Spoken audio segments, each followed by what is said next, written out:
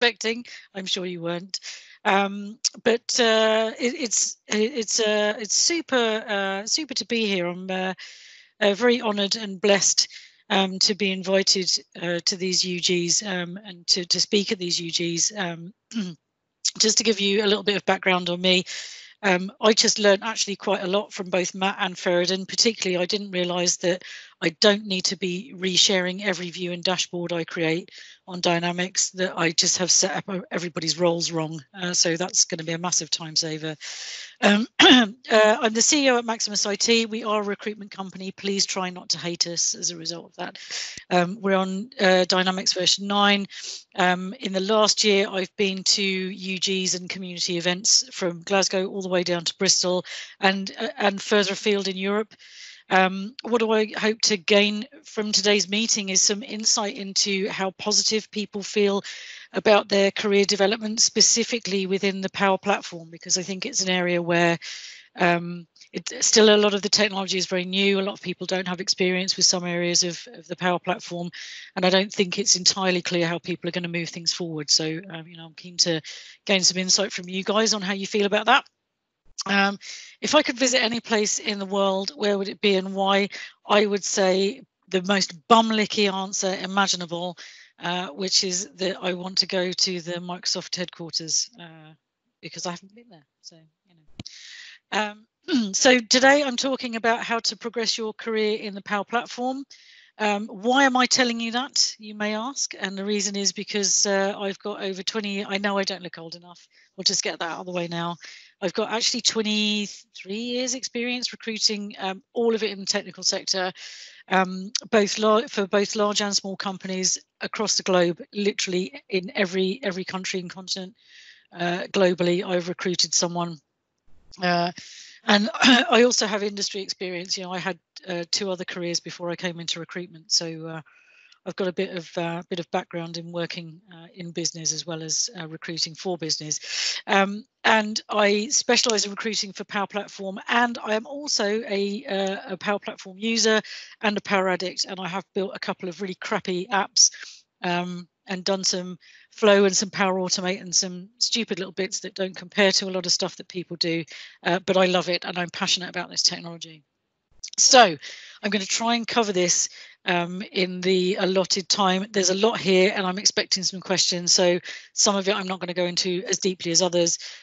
This is not a slide heavy presentation. This is mostly me gabbing at you probably for 40 minutes. So strap yourself in, get the gin and tonic out, put your feet up. There's no demos, there's no technical requirements, etc. So we're going to go through planning your career development, moving forward in your current role, and how to increase your Power Platform skills. This slide I just put in because I wanted to show you what my internal avatar is on all of our systems, just for no other reason than it pleases me. So first section, planning your career development. So it might seem really simple, but a lot of people that I talk to have never actually gone through the stage of going, like, what role am I in now? And what is my next role? And where do I ultimately want to be? The next role after that and the role after that. And what are my logical moves? And there's probably I wouldn't say an infinite number of ways you can go, but there's a few different number of ways that you can go. Are you a functional person? Are you a technical person? Are you that rare breed of a bit of functional and technical? Do you want to manage people? Do you enjoy being the go-to person that brings everything together? In which case, are you more suited to a role in people management or project management, something along those lines? Are you more the kind of person that likes to get into the detail of things? Do you really enjoy the technical aspects of the job? Are you one of those really brilliant people that can solve any problem? Are you like a Mark Carrington that can break stuff and figure out how you can use it and how best to get it work? In which case, should you go down a technical route? Do you want to be a technical architect? Do you want to be a solution architect? Do you want to head a practice? Do you enjoy the commercial aspects of a role? So, there's various different directions that you can go in, and I think having a look at what the roles are in your organization, what's the hierarchical structure, who do people report into, will give you a really clear idea of how how or what the natural role progression is. And if that's not really clear to you, or if you're in, say, a technical role and you prefer to go into a more functional role, then all you have to do is go to your manager and say, like, this is a direction I'd like to go in. What are the steps for me in order to do that? Or, what's the route that I have to take to do that? What you're effectively doing is you're building the gap between here and there. So if you're currently a dev and you want to become a solution architect, or you want to do pre-sales, for example, where the money is, what's the gap between where you are now and what you have to be to get to that point? Are there any qualifications that you need? Does that mean that you need some extra training? Does that training need to be on the job, or can it be training that you do online? There's so many people that are available to help you. You've got people like Julian Sharp. I don't know if he's still on the call because I know he had to dash off. But like, he does a free study group. It doesn't cost you anything, and he does it just out of the goodness of his heart, helping people to get through their certifications, to get through their exams. And getting certified is one of the surest ways of showing people that you have a level of competency in an area. And it's really sad to say that I would say maybe 80% of the people that I talk to don't have certification, or they don't have current certification. And I was on Julian's webinar earlier, and he made the point that your certification doesn't last forever, right? It gets updated. So if you've done a certification, if you've done an exam like 2 or 3 years ago, certainly if it's anything related to Dynamics or the Power Platform, you almost certainly need to update that. Actually, probably you didn't have anything in the Power Platform 3 years ago, but you catch my drift, you know what I'm saying? So get certified, get help from the community to get trained and certified. There's plenty of people out there that will help you to better understand what you need to do to get from here to there. And there is always somebody that's been on that journey ahead of you. And if perhaps you work for a partner that doesn't have people in Power Platform currently, like you're just doing maybe old school, I don't know, maybe doing old school on-premise CRM stuff, I don't know. But if for some reason you don't have access to people within your organization that are already doing Power Apps or Power BI or Power Virtual Agent, I know that's pretty new, there's not that many people doing it, then you can search on the hashtag Power Addicts on Twitter or on LinkedIn.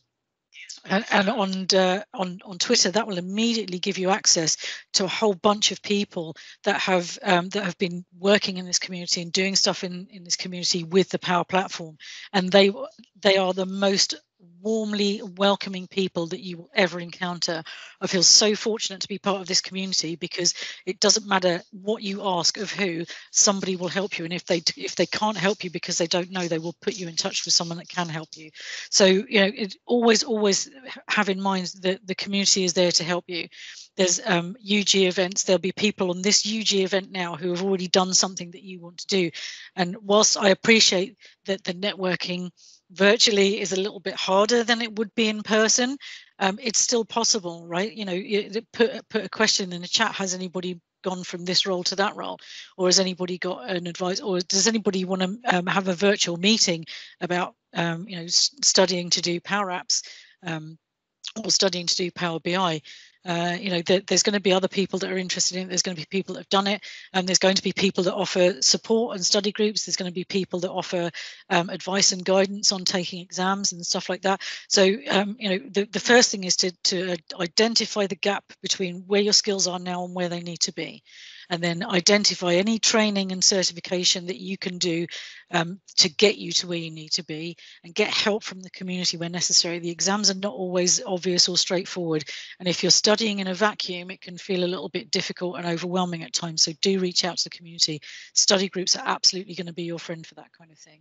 So that's the very basic level of how you're going to plan your next move. And I think the question that most people are probably wanting to ask is, what are the hot skills for the future? And honestly, I can't necessarily answer that. I can tell you what's very much in demand for us now, which is I've got a lot of heads of practice that I'm speaking to now that don't have enough skills in Power Platform. They don't have enough people doing Power Apps. They don't have enough people doing Power BI or doing Power Automate.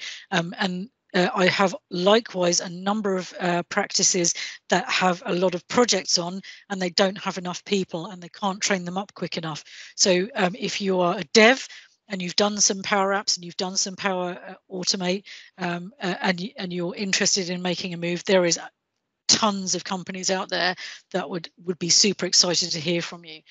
So that technical aspect is the most in demand feature at the moment. So if you're a dev that's done any kind of D365 or CRM and you've done some Power Platform, then the world's your oyster right now. Take advantage of it. So just to give you an idea about what the certifications look like, this is just a screenshot from the Microsoft page. I've got a link up for this page afterwards so that you can go just snap it with your phone. It's a QR code. You can just snap it with your phone. But it shows you've got different levels of certification: associate, fundamentals, associate, and expert. And the certifications and the training are all role based, right? So it's quite easy to kind of look at where you fit now, what role am I in now, or to look at it from a role-based perspective of what you want to be. So I want to be a functional consultant associate. This is the certification route that you need to go down. You need to do the Power Platform fundamentals. So I'll just give you a couple of seconds to snap that QR code if you want to. Excuse me. It's become really apparent to me recently that there is a very, very few people have been going onto the Microsoft site and looking at the certifications and going on to learn and going onto the docs area and looking at all of the support for training and certification that's on there.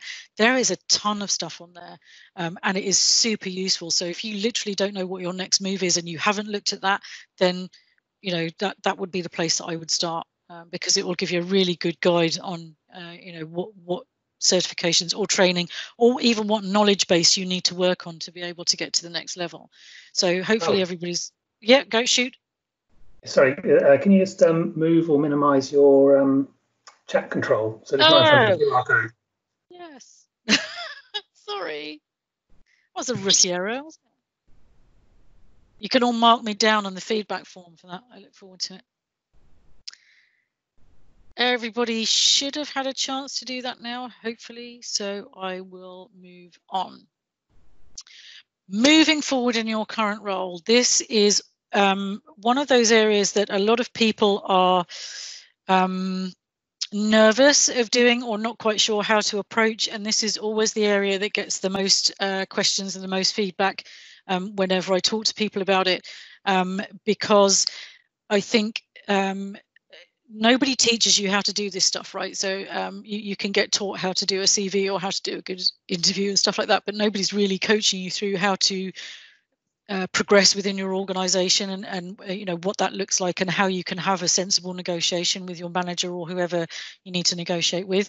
So because of time, it's going to be a little bit difficult to try and go into a huge amount of detail for this, but I will go into I'll go into as much as I can.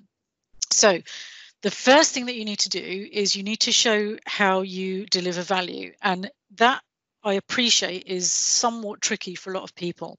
So if you're a salesperson, for example, it's super easy to show how you deliver value. You've got a target of 1 million and you're delivering 1.2 million, then you're ahead of target. One can show very easily how one delivers value to an organization if you're a salesperson and your targets are measured in something tangible.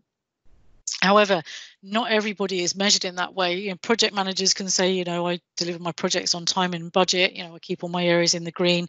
They have key performance indicators that they can utilize to show how they deliver value. But if you're a functional consultant or you're a dev or something like that, it's not necessarily that easy to be able to show how you deliver value for your organization. So there are a few things that you can do to help you to quantify, just even for your own sanity, what value you deliver to your organization. So let's take, for example, that you are a functional consultant. So my recommendation is that you would sit down with a copy of your job spec. Everybody pretty much gets a job spec. As much as I hate it, and it's something I'm absolutely against, that's an argument for another day. But you probably have a job spec somewhere on your company information, on your HR record or personnel record. So that job spec, hilariously, probably bears absolutely no resemblance to what you do on a day-to-day basis, but it should show on there some of the things that you're required to deliver to the organization. So if you're, let's say, taking the example of a functional consultant, you are probably required to deliver high quality functional specifications to the dev team or to the technical team, so that they have the information they need to be able to do any kind of development work required on the customer system. And there may or may not be some formalized way of measuring how good your specifications are. If there isn't, then your next stage is to look at what you discuss with your manager in your review process. So presumably, and this is something that we'll cover in a roundabout kind of way, but presumably you have some kind of feedback process with your employer. There must be some way or some process by which your performance is measured every year, and that may be quarterly, it may be biannually, or it may only be annually. But most people have some kind of pay rise and or bonus attached to their performance, both on the job, and probably there's an element of it that's attached to the team performance or the company performance. But you must be having some kind of review. And the best way to understand the value that you deliver to your manager, to your team, and to your organization as a whole is to look at the points by which your performance is measured. So there has to be some way of measuring your performance, and that must be quantifiable. For the purposes of having a performance review, it must be quantifiable. So you must have to do X number of projects. You must have to deliver X number of functional specifications, or you must be able to do X number of maybe you're measured for finding alternate opportunities with existing customers where they've got an opportunity for another little side piece of work or something like that. Whatever it is that you're measured on in your performance review, that's the value that you deliver to your organization. So if you are, for example, required to deliver 4 customer projects in a year of a certain size, then those customer projects have a value, and your part in that has a value. And if you actually sit down and work that out, it's very easy to see actually what your value is to the organization. And do you know what? It might be something as simple as understanding what your company's charging structure is. If they charge you out to the customers on a day rate, if you work for a partner and they charge you out to customers on a day rate perspective, and you know what that is, obviously that's not pure profit. They have to pay you and they have to run the project and pay for everything else and keep the lights on, etc. But you can probably safely assume that between 20 and 30% of that, if you're with a larger organization, should be margin for the company. It's not going to be clear profit, but it will be margin. So it should be over and above what the cost is to run you as a resource for the organization. That will start to give you a sense of how you're valued within the organization. You've got KPIs around your utilization rates. Your utilization rate is immediately tied to how good a job you do generally for the organization. So the first thing I would do is, if you can, sit down with your job spec, sit down with your performance reviews, look at how you're performing, look at how you're delivering against the things that you're actually required to deliver for your organization. And you know yourself that you're either meeting target, you're under delivering, or you're over delivering, right? It doesn't matter what those measures are. You know yourself within yourself whether you're delivering or not, or whether you're over delivering, right?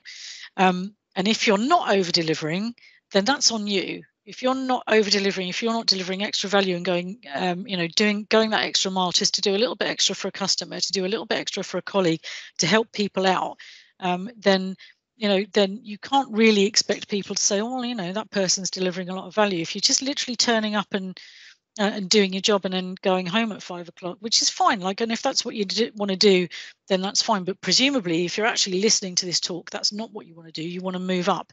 And the first way that you have to do, the first thing that you have to do is to be able to work out what value you can deliver, and put that to question yourself on whether you're actually delivering that value to the organization, or whether you're delivering any extra value over and above what you're required to do by the contract of your job.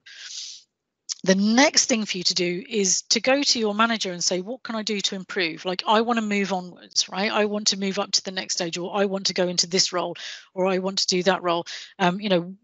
Where would you see are the areas that I can deliver extra value to you? Where can I improve?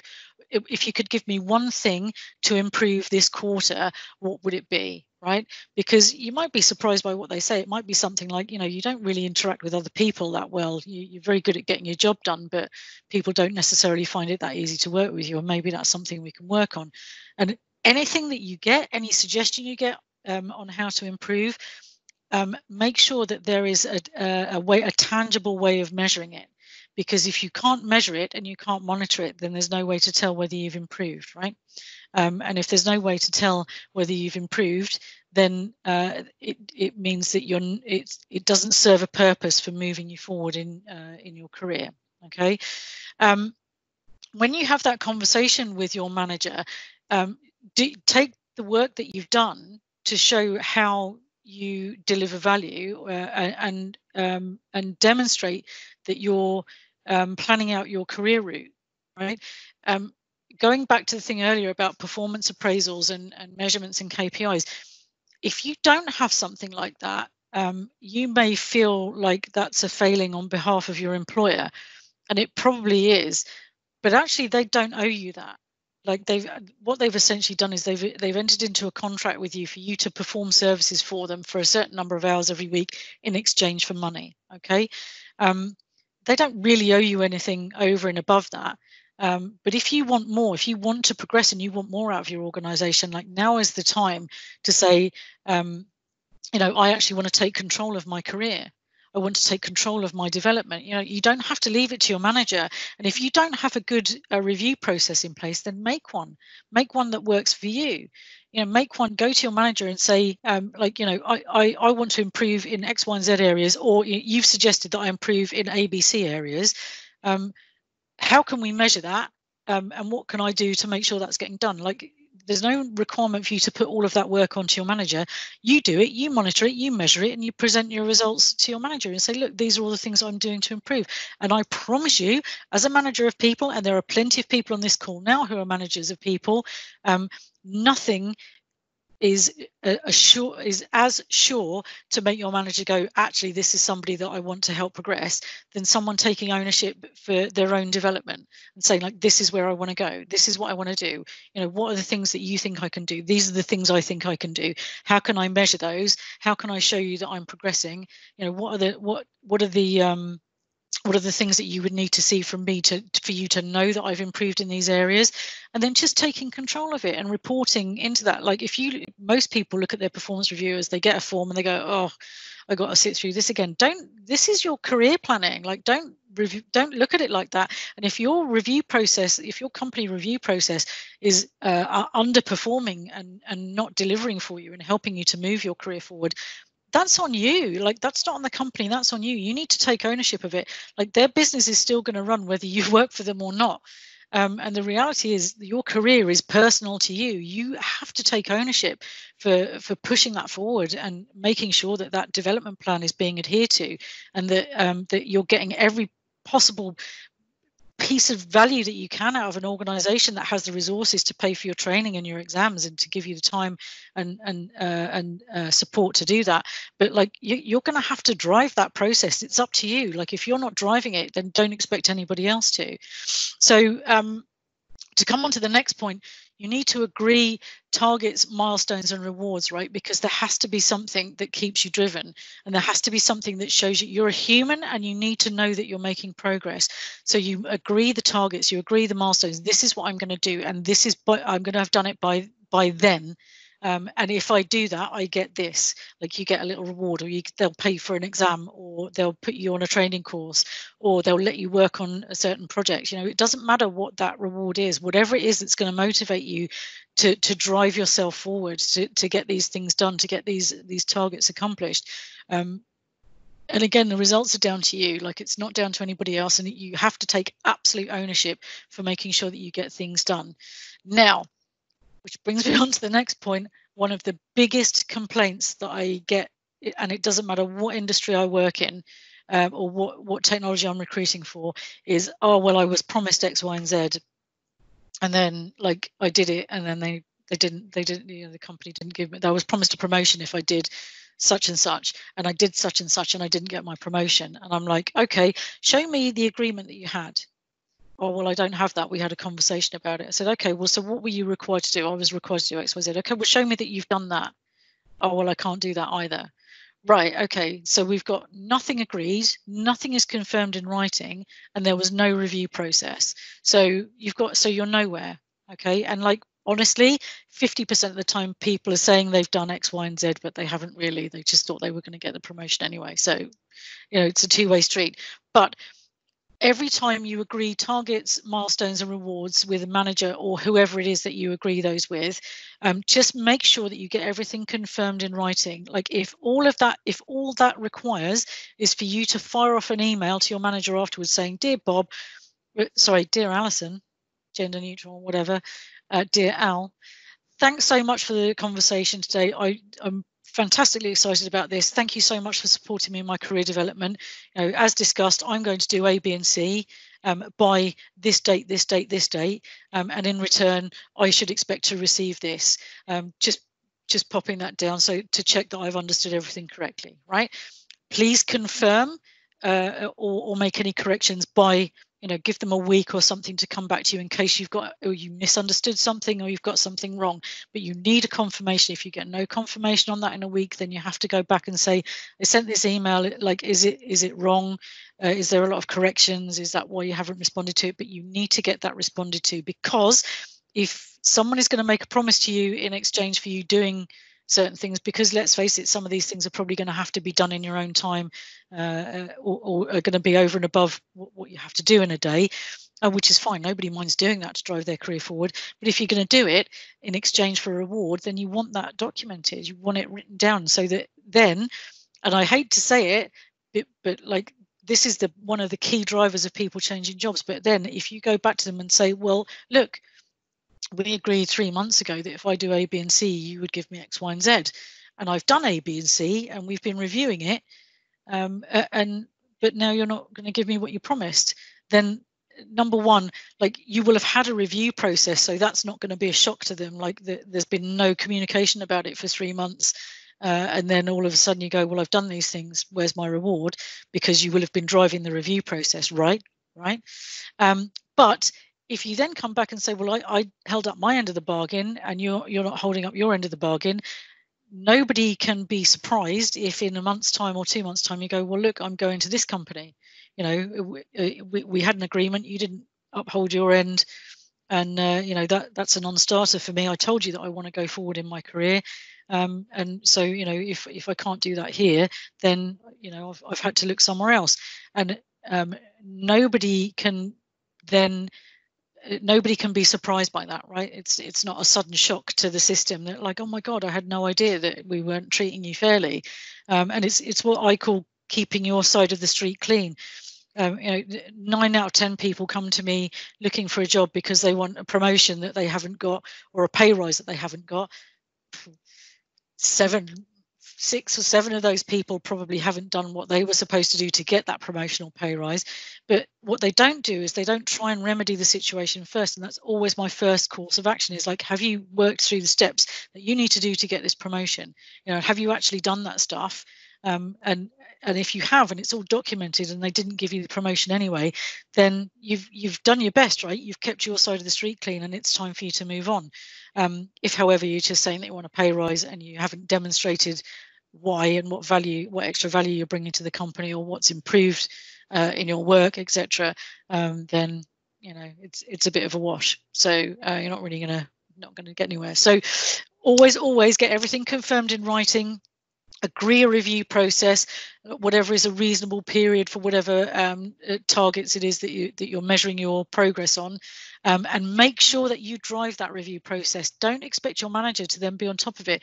He's got like God knows how many other people to manage, probably, or maybe he doesn't. He's just got you, in which case he should be on top of it. But it's more important to you than it is to him, right? So you have to be the driver. You have to be in the driving seat of that process. And then once you've agreed all of that stuff, you've got everything confirmed in writing. I'm going to do this. I'm going to do this. I'm going to do this. Then you have to get it done. Like, it's on you to get that stuff done. You can't move yourself forward if you can't be accountable, right? You can't move forward in your career if you can't even hold yourself accountable for the things that you've agreed to do. And like, it's not always possible. I get that. Sometimes stuff gets in the way, things happen. But you know what? You can have a review process that has a bit of flex in it. But do you know what? Decide that you're going to get something done by a certain time and commit to it. Like, again, Julian said on his webinar today, if you're going to take an exam, just book it and just commit to having it. Because if you give yourself an infinite amount of time to get something done, you will take an infinite amount of time to do it. Nobody is more productive than that last day or two before they go on holiday, because you have to get that shit done so that you can go on holiday and put your feet up without it hanging over you. And you need to take that attitude with everything. Just treat everything like it has to be done today. Just get it done, get it out of your in tray, make sure that you get stuff done.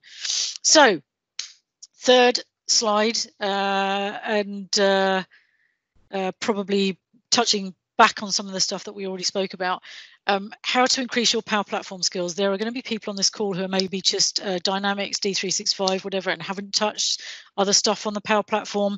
And if you haven't done that, then there is so much. There has never been more opportunity for you to get involved in that. So we just had the MBAS Hack for Good on the 2nd of May. So that was just 2 weeks ago now, or a week and a half ago. Can't count. And there's been probably 3 or 4 hacks before that already this year. And because these events are virtual now, and quite often they're on a Saturday, it means that you do, like, if you've got kids and stuff, you don't have to be away from your kids and family. You can take part and still be, you can't go out anywhere at the moment anyway. So, join a virtual hack. Get involved, and what you'll find is that you're on a team with a bunch of people who have done the kind of things that you need to get experience in. And don't be intimidated and think, I can't go on to a hack because I haven't done Power Apps and they're going to need people that build Power Apps. Do you know what? They might, but they're going to need people that do all kinds of things. The first hack I joined, I thought, I went into that thinking, I am nowhere near technical enough. I'm going to be literally the brick that everybody is trying to stop themselves from drowning with. I'm just going to be dragging the team down. But there was loads of stuff I could do. Like, there was loads of stuff like getting dummy data into our data set so that we could test that our solution worked. I was ratifying some of that data. Matt would have been proud of me because some of it was a bit croaky. I was helping Toby set up the portals, stuff which is not stuff that I'm hugely knowledgeable about. I was having a look at Ped, who does amazing BI reports, but like, seeing her put those reports together gave me a better understanding about how Power BI works and how people can use it. Like, just getting involved in one of those things will give you such an opportunity just to see, if nothing else, you will learn how all of those elements work together, how Power Apps connect to CDS, and how things connect to D365, and how you can use SharePoint lists behind Power Automate or Forms or whatever it is that you want to do. Like, just getting that overview and understanding of how different elements of the Microsoft sphere work together. Like, you've almost, if you're on this UG, you've almost certainly got experience of one of the areas that would be involved in a hack solution. So just like wade in, like, it's done. It's a charitable thing. Nobody's judging you on what you do or don't do. Hi. It's hard to interrupt you, Sorry. We've got a question from Ian. A question from Ian Greenhouse. Do they set a level, e.g. easy, medium, hard, on the hack events? No.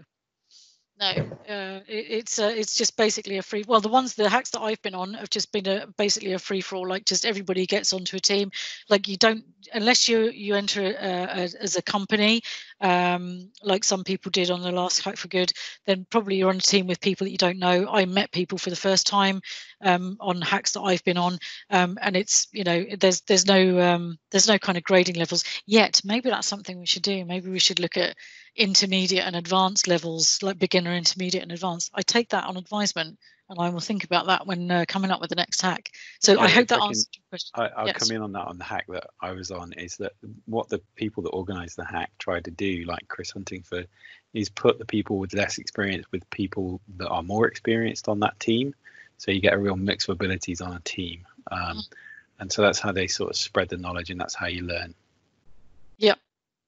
Yes, that was obviously a much better answer, Andy. I should have gone with that. So number 2, look at what other people are doing. Like, there are a ton of people on Twitter and on LinkedIn who are sharing content about what they're doing.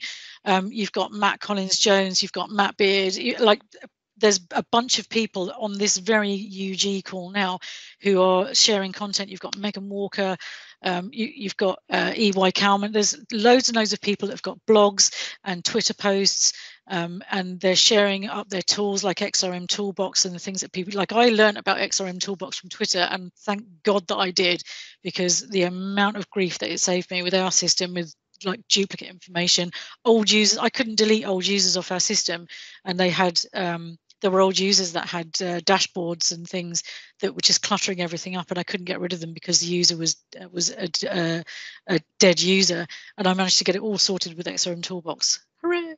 Anyway, so look at what other people are doing. It will give you some ideas about stuff that you can do. If you haven't built an app, it's super simple to get started. Do app in a day. I've put the link in there, but I've also done a QR code after this slide. So just get your phone ready. It goes straight to a download though. So some phones will work better than others for that, but it should be okay. Another great thing you can do is to find a problem in your company that needs a solution, or a problem for one of your clients that needs a solution. I'm fairly sure that a lot of people on this call now will have heard of Samit Saini at Heathrow Airport, and his journey into the Power Platform started when he was working as a security guard at Heathrow Airport. And one of the big problems they had was when people were coming through security, they were trying to explain the rules and regulations about taking liquids into your luggage. And there are a lot of people, like Heathrow is an enormous international airport. There are loads of people coming through there that don't speak a word of English. And you have security people that maybe don't speak that traveler's language. They obviously can't hire a bunch of interpreters to be on hand in case people have questions about their liquids. But they had what was called the Red Book, which was had a whole load of translations for all of the different requirements for going through security. But they had one Red Book, which seemed bonkers. You would have thought they would have just had more. They had one Red Book, and it had to be kept in one place so that everybody knew where it was. So you would have to go and get the book, come back, deal with the traveller, with the passenger, and then go and put the book back again afterwards, which is like, it's fine, but it's hugely inefficient. So he went like, he did a bit of research about it and went, oh, you could build this with Microsoft. You can use a Power App, and he built a Power App for that Red Book, so everybody could just have it on their phone, because everybody's got their phone on them, and that was it. And he was off and running, and he built his first Power App, and he now, like, he's a Power Apps champion and a legend of the Power Platform community, and one of the nicest people you'd ever meet. And like, just, if all he saw was that there was a problem that needed a solution, and there will be something in your company where people are still using a spreadsheet. I hate to say it, but there is someone somewhere in your company using a spreadsheet, or heaven forbid something worse like an Access database, or there'll be somebody in one of your customers that's doing something like that, or there'll be some kind of process that happens in your organization or in your customer's organization that requires a load of manual inputs. Just look at that and go, right, actually, is that something that can be automated? We can use Power Automate to make that happen. Maybe it's contract signature. Maybe the system has to be updated when a contract is signed, so it can be sent out with Power Automate and through DocuSign. DocuSign knows when it's been signed and comes back in, and it automatically updates that the contract's been signed. There's loads of little things that you can do. There's loads of little solutions that would make a big difference to people, and they're just fun for you to try and solve the problem and build an app around it. All of this stuff that you do, build yourself a little portfolio, whether that is your own website or some other repository where you keep a record of all the little apps and flows and reports and everything that you've built, so that you've got it as a showcase to go to your manager, or to go to customers, or to go to another company with, so that you can show the stuff that you've been doing and you can give examples. And again, I know I've said it before and I will say it again, get coaching, get certified. Like just search for Power Addicts on Twitter. You'll find a bunch of people all talking about Power Platform and doing stuff on the Power Platform, and any single one of those people will help you. I will help you. Andy will help you. Any of the people on this call now will help you with any question at all. And like, if I don't know the answer to it, I know someone that does, so I'll be able to find someone for you. And that's the beauty of having a strong community. And if you're not taking advantage of that community to leapfrog your knowledge forward, then you're massively missing out. And get those certifications, because like nothing gives you a greater sense of satisfaction than putting all of those badges on your LinkedIn profile and saying to people, being able to put all of those up on the banner on your CV and saying, hey, look at all these badges I've got. But it means that you know shit, right? And that's important. It's a way of telling people that that you've got this knowledge. So, you know, don't underestimate it. So here is a QR code for App in a Day, which goes to an auto download. I'll give you a few seconds to, I think these slides are getting shared anyway, so afterwards, so if you miss we'll it, share those. Yeah, no worries. So if you miss it, it'll be available to you anyway. Next one, this is just a little, actually I was very jealous because Julian in his webinar had a better slide than this, but this was just a screenshot of the Microsoft website that shows you, for example, if you're in Biz Apps, that you know your MB200 Power Platform plus D365 Core, or if you're doing Modern Workplace, these are the exams that you can take. And I've cut it off at the top, but it's like fundamentals, associate, and then expert in that from left to right.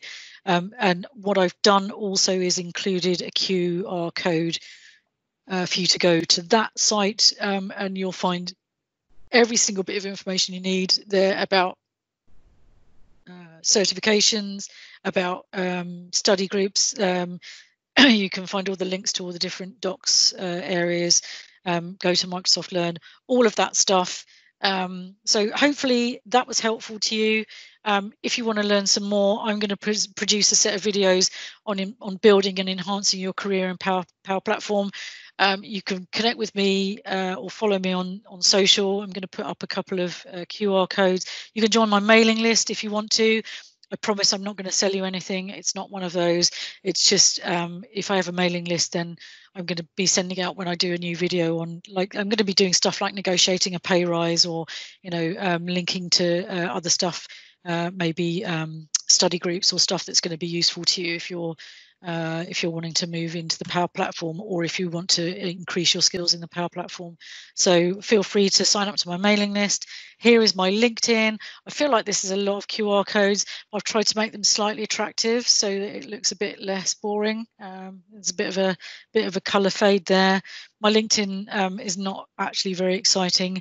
More exciting is my Twitter, where you can not only keep up to date with career enhancement content, but also you can be kept abreast of the latest advancements in air fryer technology or other food-based items that I am raving about on that day. Any questions? So actually, we probably I just seen one question pop in at the end, but we probably sort of answered anything that's came up along the way. There's been quite a lot of chat about all kinds of different stuff, but some question from Judge R. I'm sorry if I'm mispronouncing that, but are there many support roles within Power Platform? What's your experience there, Alison? Oh, that's a great looking question. Like, there's always support roles for anything, but I think they're not that common at the moment, but they will be. So I'm working with a number of practices at the moment who are trying to roll out several quite complex setups involving a lot of Power Apps and Power Automate and stuff like that. So I would say that there possibly will be. I don't know what a support role for Power Platform would look like if you're expecting some kind of break fix type thing. I'd say it's not a common role now, but it will be. But I think typically the support stuff gets rolled up by the consultants. But, you know, maybe that's a forward-thinking way to look at it. Maybe we should have support guys. Yeah. Yeah, I completely agree. I can definitely see that. I mean, it's like there didn't used to be Dynamics 365 support people. This will be the same thing. Yeah. If I could, actually, I think we're out of time, and some people are having very much to Alison. If we could do a round of applause for Alison, that'd be lovely. Hey, welcome. Woo! Fantastic.